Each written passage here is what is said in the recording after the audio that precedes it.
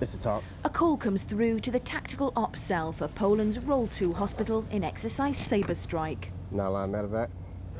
This is where communications arrive in, from across Poland, Latvia, Lithuania and Estonia, including enemy movements and reports of casualties.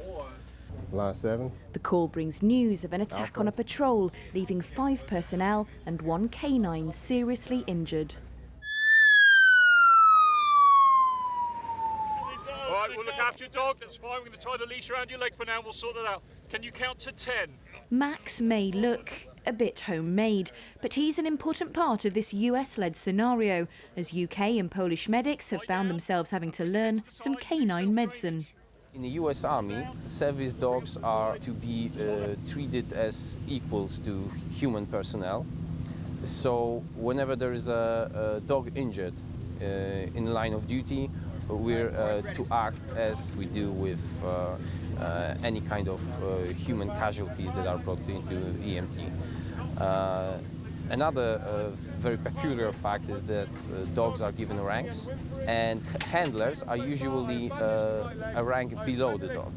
So it's actually when they're in the line of duty, it's the dog being the boss. Who's the medic for this patient? The US specifically requested the regiment's participation.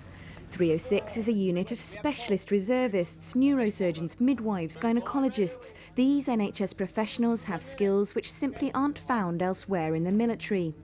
The UK, US and Polish troops must learn to work together seamlessly. It's no use discovering mid-conflict that their oxygen supplies are not compatible or that they don't understand each other's terminology. Coming from the English simplified, which we speak, and the English complex, which the British speak, they don't know what acetaminophen or Tylenol is, what we refer to. They either can't pronounce it or they think it's something else. Like, I think he thought the Tylenol was Toradol, which is very different. Sorry, that's 2 minutes. Okay, shock him again. Today's scenario was what's called a mass cal, or mass casualty. The only person who can declare a mass cal is the Chief Medical Officer. Mass cal is the US term for when their facility becomes swamped. So it depends how big a facility has been deployed on the ground. If it's a 2-bedded resuscitation room, then 3 or 4 patients may actually swamp it. For us in the UK, we tend to use the term medical major incident. Quite clearly, sadly, recently in the UK, we've seen several major incidents, and usually these have been acts of terror and responses to acts of terror. But the system, therefore, has now got so much military learning in it from the recent conflicts that, in fact, it's much better prepared to cope for that.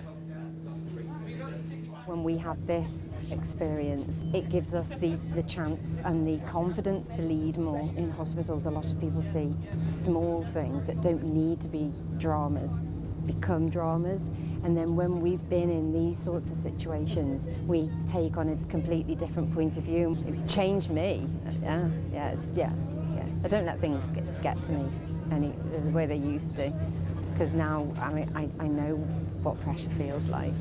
Where's the dog? ICW. Thank you. Bed number 3. Great, thank you. Elsewhere in the field hospital, Max appears to be doing well. Just fluid, and then they Fentanyl and ketamine. So over the last hour, the hospital's been incredibly tested. We've had 6 casualties come through to go to theatre. A gentleman's chest has been cracked, but actually the story that everyone really wants to know about is how Max, the cardboard box dog, is doing. Great news, Max has only sustained a small injury to his front paw. After having some fluids, he's made a really good recovery, bit of pain relief, and is now quietly napping on our ward just behind me. The hope is that Max will be catching a ball very soon. Oh, it's been incredible.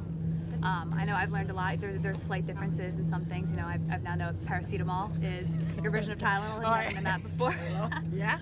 But just learning how to work together. You know, we use some different acronyms, working with different services. So currently there's a pediatrician, and I've never worked with pediatricians in a hospital setting. So we've dealt with scenarios with pediatric patients, and we had some subject matter experts that we could defer to for more information on that.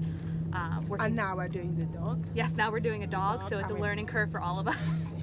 So I would probably 100 to 150 milligrams of ketamine. This is their 8th and final mass cal. Soon the reservists will head back to their day jobs in hospitals across the UK.